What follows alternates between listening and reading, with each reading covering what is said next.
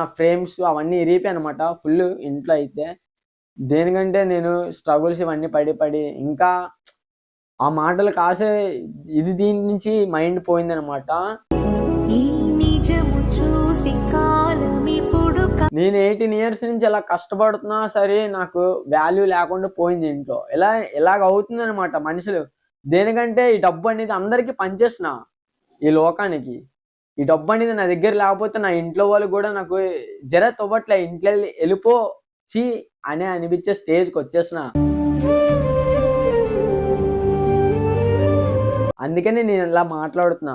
ఎవ్వరు కూడా గుడ్డిగా నమ్మి ఫ్రెండ్స్కి కానీ ఫ్యామిలీ మెంబర్స్కి కానీ ఎప్పుడో మీట్ అయిన అమ్మాయిలకి కానీ మెయిన్ థింగ్ ఏంటంటే మన చుట్టూ తిరుగుతున్న వాళ్ళే మనకి గొయ్యి పెడతారనమాట.